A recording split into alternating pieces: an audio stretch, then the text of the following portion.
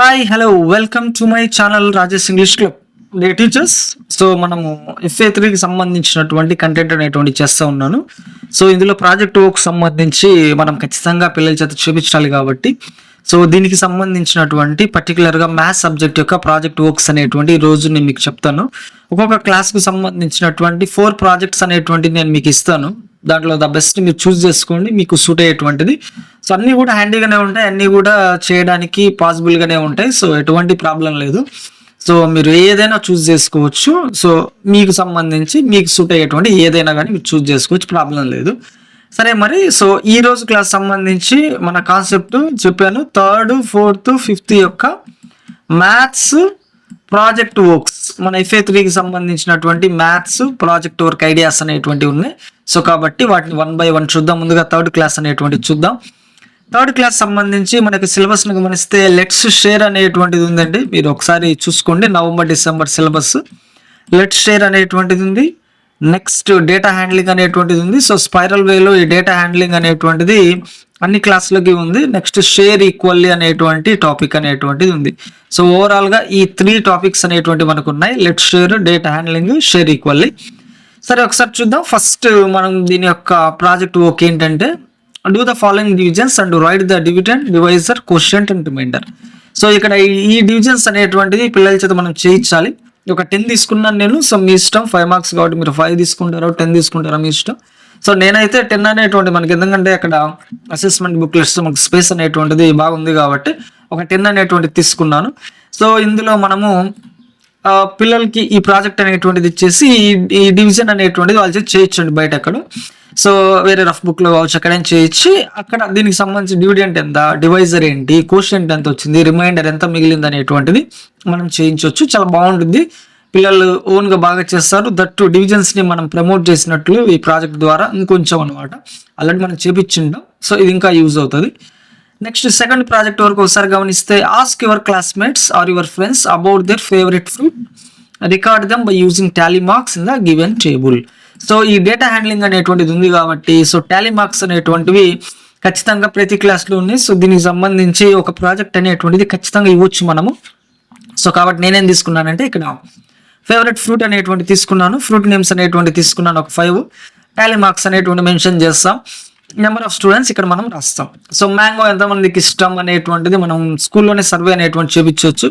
So mango ఒక 5 మెంబర్స్కి ఇష్టం అనుకోండి. సో ఇలా చేపిస్తాం. ఇక్కడ మనం నెంబర్ ఎంత వచ్చింది 5 అనేటువంటిది వేస్తాం. సో ఇలా మనం ఈ ప్రాజెక్ట్ అనేటువంటి చేపించవచ్చు. చాలా యాక్టివ్గా పిల్లలు చేస్తారు. సో వెంటనే మనకు రెస్పాన్స్ అనేటువంటిది వచ్చింది. సో బాగా ఎంజాయ్ చేస్తారు ఈ ప్రాజెక్ట్ చేయించడంలో. ఓకేనా. సో నెక్స్ట్ 3rd ప్రాజెక్ట్ అనేటువంటిది గమనిస్తే ఇక్కడ share the below items equally to the given number of students or family members or friends and note them how many they get.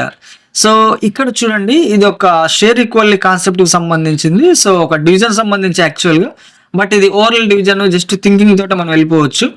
So mostly చిన్నటే ఉన్నాయి. So ఒకసారి మీరు గమనిస్తే ఇక్కడ ఏం చేస్తామంటే మనం ఐటమ్స్ అనేటువంటివి తీసుకుంటాం. సో అవి చెప్పాలంటే ఇది డివిడెండ్ అనమాట.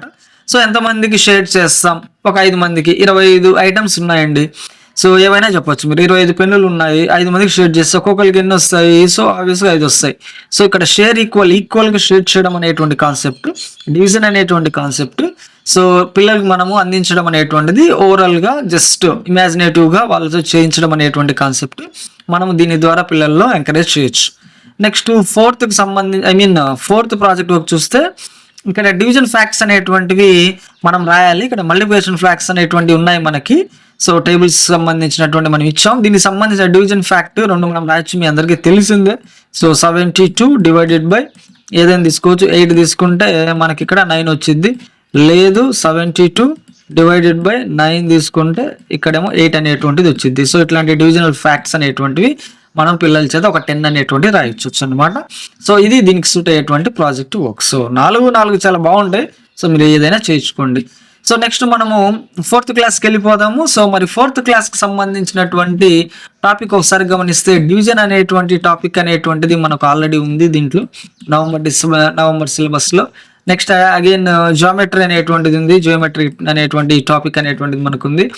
నెక్స్ట్ ఆబ్వియస్గా డేటా హ్యాండ్లింగ్ అనేటువంటిది మనకు వస్తూ ఉంటుంది 3rd, 4th, 5th. సో ఈ టాపిక్ సంబంధించినటువంటి కన్సర్న్ ప్రాజెక్ట్ వర్క్స్ ఒకసారి గమనించినట్లయితే సో ఇక్కడ కూడా డివిజన్స్ అనేటువంటి తీసుకున్నాను నేను. సో వీటికి సంబంధించినటువంటి డివిడెండ్, డివైజర్, కోషెంట్, రిమైండర్, ఎందుకంటే డివిజన్ టాపిక్ ఉంది కాబట్టి ఇది చాలా బాగా యూజ్ అవుతుంది పిల్లలకు చేయించడం వల్ల వాళ్ళ యొక్క డివిజనల్ ఎబిలిటీ సో మరికొంత ఎన్హాన్స్ అవుతుంది. సో కాబట్టి తీసుకున్నా. సో ఆబ్వియస్గా సో ఈ డివిజన్స్ చేయించడం, వాటికి సంబంధించిన డేటా ఇక్కడ మనము నోట్ చేయించడం అనేటువంటిది ఈ ప్రాజెక్ట్ కింద తీసుకోవచ్చు. సో నెక్స్ట్ సెకండ్ ప్రాజెక్ట్ ఏం తీసుకున్నానంటే guess the remainder and quotient without doing actual division and note them down. యాక్చువల్గా 4th సిలబస్లో మనకి 10 తోటి డివిజన్, సో 100 తోటి డివిజన్ అనేటువంటిది ఇచ్చాడు. సో వీటిని మనం డివిజన్లు అనేటువంటిది పక్కన పేపర్ మీద చేయకుండా సో జస్ట్ వాళ్ళు దాన్ని గెస్ చేసి వాటికి సంబంధించినవి ఇక్కడ మనం రాయొచ్చు. సో తెలుసు మీ అందరికి కూడా. సో ఇక్కడ చేస్తే 4 అనేటువంటిది వచ్చింది, ఇక్కడ రిమైండర్ 3 వచ్చింది, రిమైండర్ ముందు వచ్చింది రిమైండర్ 3 వచ్చింది, కోషెంట్ వచ్చేటప్పటికల్లా 4 అనేటువంటిది వచ్చింది. సో ఇలా మన 10 తోటి 100 తోటి చేపిస్తే ఎలా ఉంటాయి అనేటువంటిది పిల్లలకి ఆల్రెడీ తెలుసు కాబట్టి సో ఉన్నటువంటి కంటెంట్ బేస్డ్గా ఈ ప్రాజెక్ట్ అనేటువంటిది రెడీ చేయడం అనేటువంటిది జరిగింది. నెక్స్ట్ థర్డ్ ఒకసారి గమనిస్తే, అంటే థర్డ్ ప్రాజెక్ట్ వర్క్ గమనిస్తే, make some squares, rectangles and triangles with colour papers and paste here. ఇక్కడ ఏం చేశానంటే సో మన కాన్సెప్ట్ని బేస్ చేసుకొని స్క్వేర్స్ కానీ, రెక్టాంగిల్స్ కానీ లేదా ట్రయాంగిల్స్ కానీ వీటిని ఆ షేప్లో కట్ చేసి వాటిని ఇక్కడ పేస్ట్ చేయించడం అనేటువంటిది పెట్టాను. సో పేస్ట్ చేయించడంలో పిల్లలు ఆ బుక్స్ని పాడు చేస్తారు అనేటువంటి ఇది కనుక మీకు ఉంటే సో ఖచ్చితంగా ఇది స్కిప్ అనేటువంటిది చేసుకోండి. బట్ ఇది కూడా కొంచెం కలర్ఫుల్గా ఉండిద్ది, అన్నీ కూడా రిటర్న్ ఇన్ఫర్మేషన్ లాగా కాకుండా సో ఇవి పేస్ట్ చేయడం వల్ల పిల్లలు ఇంకొంచెం ఎంతూజియాస్టిక్గా ఈ పనులు అనేటువంటి చేస్తారనేటువంటి కాన్సెప్ట్లో దీన్ని ప్రాజెక్ట్ ఒక తీసుకోవడం జరిగింది. సో కాబట్టి మీకు ఏది సూట్ అవుతుందో దాన్ని బట్టి బేస్ చేసుకోండి. ఇది కూడా బాగానే ఉంటుంది. లేదు పిల్లల చేత నీట్గా చేయించుకుంటానంటే ఇది ట్రై చేయొచ్చు. నెక్స్ట్ 4th ప్రాజెక్ట్ వరకు వచ్చేటప్పటికల్లా ask your friends, classmates about their favourite colour and record them by using tally marks in the event table. So ఇక్కడ ఒక లైన్ మిస్ అయింది, మీరు అట్లా కొట్టుకోవచ్చు. సో ఒకసారి దీన్ని గమనిస్తే ఇక్కడ సర్వే అన్నమాట, టాలీ మార్క్స్ సంబంధించి ఇక్కడ కలర్స్ అనేటువంటి మెన్షన్ చేశాను నేను. Red, yellow, pink, orange, blue, green, violet, white, black చాలా రాశాను. యాక్చువల్లీ ఇన్ని రాయాల్సిన పని కూడా లేదు. సో మీకు నచ్చినని నోట్ చేసి పెట్టుకోండి. వీటికి సంబంధించిన టాలీ మార్క్స్ సర్వే లాగా చేయాలన్నమాట. సో స్కూల్ లెవెల్లో చూపించండి, 30-40 మంది పిల్లలు ఉంటారు కాబట్టి నెంబర్ అనేటువంటిది ఎక్కువ వచ్చింది. సో పింక్ ఎక్కువ మంది లైక్ చేస్తుంటారు మోస్ట్లీ కదా. సరే ఇట్లా పింక్ ఒక 5 వచ్చాయనుకోండి, number of students liked by, so number of students liked pink అనేటువంటిది ఇక్కడ కాన్సెప్ట్లో మనం ఇక్కడ ఎన్ని నెంబర్ ఉన్నాయి 5. సో ఓకేనా, 5 అనేటువంటిది మెన్షన్ చేస్తాం. సో ఇలా మనము ఒక సర్వేని మనం చేస్తాము. సో ఈ ప్రాజెక్ట్ వర్క్ని టాలీ మార్క్స్ని బేస్ చేసుకొని మనం దీన్ని నోట్ చేస్తాం. నెక్స్ట్ 5th క్లాస్లోకి వెళ్ళిపోదామండి. సో 5th క్లాస్కి సంబంధించినటువంటి టాపిక్స్ ఒకసారి గమనిస్తే జియోమెట్రీ అనేటువంటి టాపిక్ అనేటువంటిది ఉంది, అండ్ అగైన్ డేటా హ్యాండ్లింగ్ అనేటువంటిది ఉంది. సో డేటా హ్యాండ్లింగ్ అన్ని క్లాసెస్కి కూడా వస్తూ ఉంది. ఓకేనా. సరే ఇక్కడ నేను ఫస్ట్ తీసుకున్నది ఏంటంటే ఈ జియోమెట్రీకి సంబంధించి యాంగిల్స్ అనేటువంటి ఉన్నాయి. Right angle, acute angle, obtuse angle అనేటువంటిది ఇచ్చాడు. సో ఇక్కడ నేనేం చేశానంటే యాక్చువల్గా ఇది టెక్స్ట్ బుక్లోనే మనకు హింట్ అనేటువంటి ఉంది వీటికి సంబంధించి. నేను లెటర్స్ చేంజ్ చేశాను. సో ఈ లెటర్స్ అనేటువంటివి మన పిల్లలకి ఇస్తాం. మీరు కావాలంటే కొంచెం బోల్డ్గా రాయండి. ఈ లెటర్స్లో ఉన్నటువంటి యాంగిల్స్ అనేటువంటివి రైట్ యాంగిల్స్ ఎన్ని ఉన్నాయి, అక్యూట్ యాంగిల్ ఎన్ని ఉన్నాయి, అబ్స్ట్యూస్ యాంగిల్ ఎన్ని ఉన్నాయి అనేటువంటిది ఇక్కడ మనం మెన్షన్ చేయాలి. సో పిల్లలు చేస్తారు. సో కొంచెం బోల్డ్గా ఇస్తే నీట్గా పెన్సిల్ తోటి ఇక్కడ మార్క్ అనేటువంటి చేసుకొని చేస్తారు. లేదా దీనికి సంబంధించిన లెటర్ పక్కన స్లేట్ పైన నీట్గా పెద్దగా రాసుకొని అక్కడైనా కౌంట్ చేసుకొని ఇక్కడ చేయించవచ్చు ఏదైనా కానీ. 5th క్లాస్ కాబట్టి ఆ స్టాండర్డ్స్ ఉంటాయి. ఓకేనా. సో నెక్స్ట్ సెకండ్ వచ్చేటప్పటికల్లా ఇక్కడ మనకు ఆల్రెడీ షేప్స్ అనేటువంటి ఉన్నాయి. ఇది 1/4 టర్న్, 1/2 అంటే హాఫ్ టర్న్ అనేటువంటిది ఎలా ఉంటుంది, క్వార్టర్ టర్న్ చేస్తే ఎలా ఉంటుంది, వాటి యొక్క షేప్స్ అనేటువంటివి. సో నేను ఇక్కడ 5 షేప్స్ అనేటువంటి తీసుకున్నాను. సో వీటిని సో యాక్చువల్గా పేపర్ కటింగ్ మీద వీటిని చేపించి అప్పుడు ఆ టర్న్ చేపిస్తే వాళ్ళు ఇంకా క్లారిటీ అనేటువంటిది ఉంటుంది. కొంతమంది అర్థం చేసుకుంటారు. సో ఆ టర్న్ ఎలా వస్తుందో దాన్ని ఇక్కడ మనము గీయించాలన్నమాట. ఓకేనా. సో ఇది కూడా బాగుంటుంది కన్సర్న్ లెసన్ టాపిక్. సో యాక్టివ్గా ఉంటారు పిల్లలు కూడా చేస్తారు. ఓకే.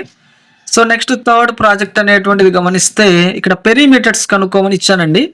సో పెరిమీటర్స్ సంబంధించి ఆల్రెడీ నేను డీటెయిల్స్ కూడా ఇచ్చాను. సో ఒక రెక్టాంగిల్ తీసుకున్నాను, దాంట్లో లెంత్ బ్రెడ్త్ అనేటువంటిది ఇచ్చాను. సో పెరిమీటర్ అండ్ ఏరియా కూడా మనం చెప్తాం కదా. సో ఏరియా కూడా ఎట్లా కనుక్కోవాలనేటువంటి ఫార్ములా వాళ్ళకి తెలుసు కాబట్టి సో వీటికి సంబంధించిన ఒక 5 ఇమేజెస్ 5 పిక్చర్స్ యొక్క పెరిమీటర్ ఏరియా కనుక్కునేటువంటి విధానాన్ని నేను ప్రాజెక్ట్ వర్క్గా ఇచ్చాను. నెక్స్ట్ 4th సో ఇక్కడ పిల్లలకే కొంచెం మనము ఇద్దాం ఎక్కువ ప్రయారిటీ, అంటే వాళ్ళే కలెక్ట్ చేసేటట్లు, ఎందుకంటే బాక్స్ కూడా గీయలేదు చూడండి. So conduct A survey in your school and collect and interpret data on the following. Draw Tally. So ఇది టీలా కనబడుతుంది, L and Tally marks chart using the collected data. So ఏం చేయాలి, పిల్లలు ఒక సర్వే చేస్తారు. ఆ సర్వే దేని మీద ఏం చేయొచ్చండి, ఫేవరెట్ యాక్టరా, నెక్స్ట్ ఫేవరెట్ స్వీటా, ఫేవరెట్ డ్రింకా, దేని మీదైనా. స్వీట్ తీసుకోండి, మీరు పాలకో ఉందండి, సో పాలకో వాళ్ళు బాక్స్ అనేటువంటిది కొడతారు, వాళ్ళ చేతనే చేపించాలన్నమాట.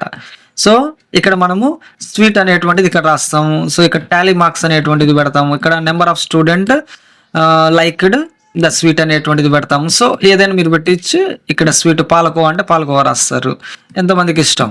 ఓకేనా. సో ఇలా వచ్చింది అనుకోండి, ఎన్ని వచ్చాయి, 5. సో ఇలా పిల్లలే ఆ బాక్స్ అనేటువంటిది ఫ్రేమ్ చేసుకొని దాంట్లో టాలీ మార్క్స్ని బేస్ చేసుకుంటూ సో వాళ్ళ కలెక్టెడ్ డేటాని ఏం చేస్తారు, సో ఇట్లా చార్ట్ రూపంలో నీట్గా పేజ్ చేస్తారనమాట. సో ఇలా మనం చేయొచ్చు. సో ఇలా మనము పిల్లలకి సూట్ అయ్యేటువంటి ప్రతి క్లాస్కు యూజ్ అయ్యేటువంటి ఏది తీసుకోవాలనో డౌట్ పడేటువంటి, ఎందుకంటే అన్నీ కూడా బాగున్నాయి కదా. సో కాబట్టి సో ఈ ప్రాజెక్ట్ వర్క్స్ మీరు యూజ్ చేయండి, పిల్లల చేత నీట్గా చేయించుకోండి. ఎగ్జామ్కి టెన్షన్ పడకుండా ముందు నుంచే వీటిని ఫినిష్ చేసుకోండి. ఓకేనా. సో ఇదండి ఈరోజుకి మన వీడియో. మరొక కాన్సెప్ట్లో మళ్ళీ కలుద్దాం. అప్పటి వరకు బాయ్ బాయ్.